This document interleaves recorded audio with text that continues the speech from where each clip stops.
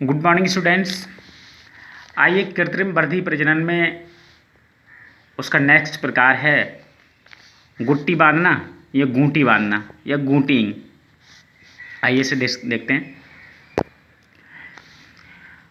आम, लीची, नींबू आदि पौधों में इस विधि का प्रयोग किया जाता है।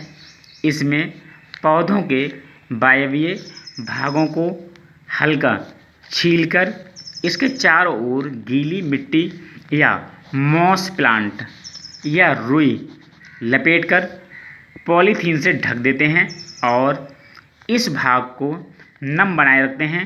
कुछ समय पश्चात इस भाग से जड़ें निकल आती हैं और पर्याप्त जड़ों के विकसित हो जाने के बाद इस शाखा को जड़ों के पीछे से काटकर पृथक करके इसका रोपण अन्य स्थान पर कर देते हैं।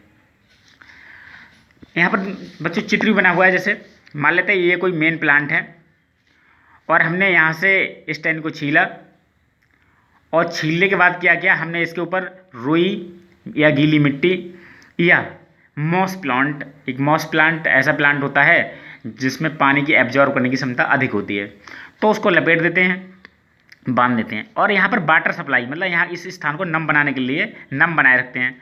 तो यहाँ पर देख रहे हैं यहाँ वाटर सप्लाई यहाँ से हमने दे दी है। ये वाटर सप्लाई है, पानी का साधन है, इसको लगातार नम बनाने के लिए। चूँकि ये भाग नम बना रहता है और हमने छील दिया है और इसके ऊपर रुई या मॉस प्लांट या गीली मिट्टी आदि लपेट दी है, तो कुछ समय बाद यहाँ से क्या है, जड़ें निकल आती हैं। जब जड़ें निकलेंगी तो हम देखते हैं जब पर्याप्त जड़ें निकल आती हैं तो हम इस टहनी को यहाँ से कट करके और किसी अन्य जगह रोप देते हैं और उसके बाद एक नया पौधा बन जाता है। तो इसे कहते हैं हम गूंटी बांधना या गुट्टी बांधना। छात्रों, इसका नेक्स्ट टाइप है रोपण या बाई ग्राफ्टिंग। इस विधि में किसी अच्छी नस्ल वाले पौधे की कलम या सियान को दूसरे सामान्य पौधे के तने या स्कंद स्टॉक पर लगा दी जाती है।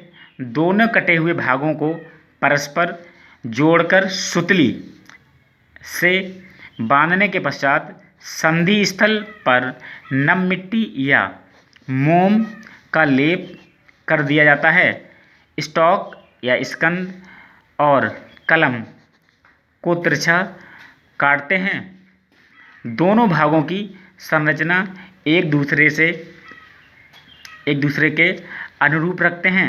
स्कंद तथा कलम के संधि तल पर कुछ दिनों पश्चात अविभेदित कोशिकाओं का ऊतक बन जाता है जिसे कैलस कहते हैं। ये दोनों के मध्य जल एवं खाद्य पदार्थों के संचरण में सहायता करता है।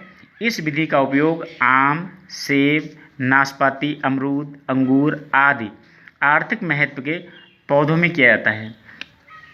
तो रोपण बच्चों एक प्रकार से जैसे हम कलम लगाते हैं उसी का एक प्रकार है। एक प्रकार से कलम लगाना ही रोपण है। हम इसमें क्या करते हैं, एक जो मेन पौधा होता है उसका स्टॉक और जो अच्छी नस्ल का होता है उसका हम एक अन्य पार्ट ले लेते हैं और उसे इस प्रकार से काटते हैं इन दोनों भागों की संरचना सेम रहे। और इनको हम क्या करते हैं, जोड़ देते हैं। देखिए यहाँ पर हमने जोड़ दिया, इनको पहले काटा दोनों को बिल्कुल सेम संरचना में और फिर जोड़ दिया।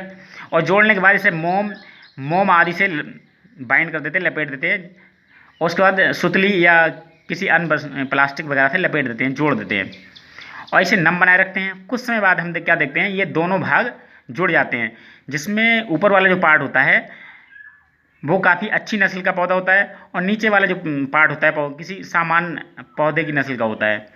और फिर क्या होता है, जब ऊपर वाले पार्ट में जो बर्ड्स होती हैं, जो इसके स्टेम पर जो बर्ड्स होती हैं, उनसे एक नया पौधा विकसित हो जाता है। तो इस प्रकार से हम रोपण द्वारा भी आर्थिक महत्व के अच्छे पौधे विकसित कर लेते हैं। थैंक यू छात्रों, इस वीडियो में इतना ही।